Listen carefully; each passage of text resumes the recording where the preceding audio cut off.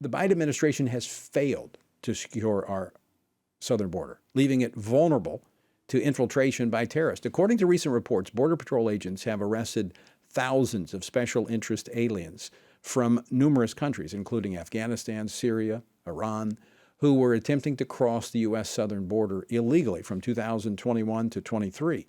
Now, those numbers don't include the 1.5 million gotaways. Those didn't even get touched. They eluded capture at the border entering the country. Now, keep in mind, the number of Hamas terrorists that invaded Israel is reported to be about 1,500. Now, not all the 1.5 million gotaways are terrorists, but let's just say 1%, just 1%. That's 15,000 terrorists in America. What has the Biden administration exposed this country to? Joining me now to discuss this and more, Congressman Rich McCormick. He serves on the House Armed Services Committee and the House Foreign Affairs Committee. He represents the 6th Congressional District of Georgia. Dr. McCormick, welcome back to the program. Good to see you. Good to see you too, sir. What would you say, based upon what we're seeing coming out of Israel, the distraction, the intelligence failures, the vulnerability that we have on our southern border? You know, my dad used to actually teach at FLETC, where we train border agents. It's very concerning to me that we're not taking this border seriously. The fact that 1.5 million, actually probably 1.7 million now, have crossed the border and eluded capture. If you're coming here to do us harm, you're probably more intent on avoiding capture than anybody. A lot of people come across the border, turn themselves in and say, let me go for asylum. Not these people, not people who want to do us harm. Think about the 85,000 children that have been lost, that came across the border, that we're responsible for. We have no accountability whatsoever. The one thing the government's supposed to do is make sure you have a sovereign nation, that you're protecting people. That's your first charge as a government. That's the reason we have a strong central government. Otherwise, why even bother? It just becomes intrusive. The fact that we haven't protected the people from one of the most dangerous commodities in the world is outrageous, especially after what happened in 9/11 and seeing what happened in Israel, what's happened around the world. The fact that we're not protecting our borders is unforgivable, really. Congressman, when we look at what has happened since this weekend's invasion of Israel by Hamas, and we've seen pro-Palestinian demonstrations in cities across America, is there rising concern among your colleagues that we may have some folks in our midst that truly want to do us harm? Either that or just plain ignorant. It always is amazing to me when you see the queers for Palestine. Just the irony can't be even explained. If you think about what that means, people that literally would kill you, you're supporting. That means you're a bit uneducated. The fact that we're losing the battle on our education front for these kids that should know better, should know what these people stand for, that these people that would behead babies. Think about how egregious that is to your common sense and sensibilities. I'm an ER doc.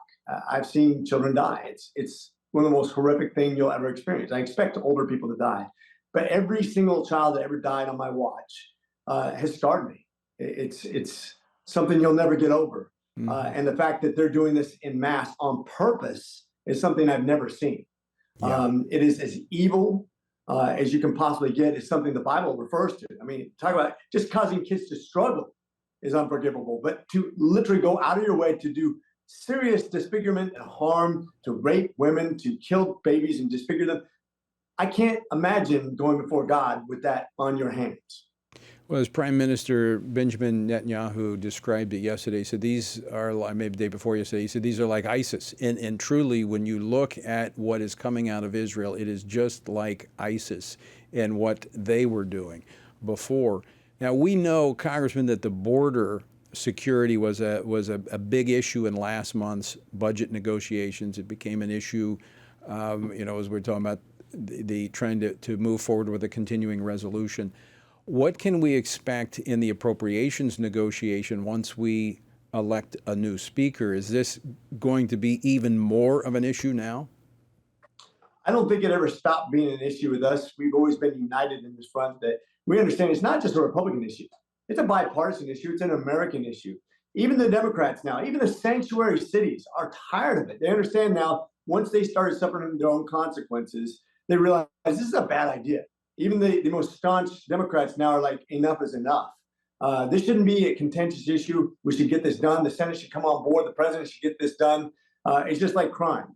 I think the border, crime, debt, and education are things that we as a nation can focus on that have nothing to do with partisanship, have to do with what's good for America. We can get this border done and secured, and everybody will be a lot better off. I would think, Congressman, that you're absolutely right. I mean, I know it's not just a Republican issue. I think the American people, if they can connect the dots with what happens when people come across your border that want to do you harm and what we're witnessing coming out of Israel, if people just realize, and we're not saying that all the people coming into this country are bad people. They should do it legally, and we welcome those to use the legal process to come in and be a part of the American experience. But for those who want to come and do us harm, we need to be resolute that we will not tolerate that as Americans. This is a war.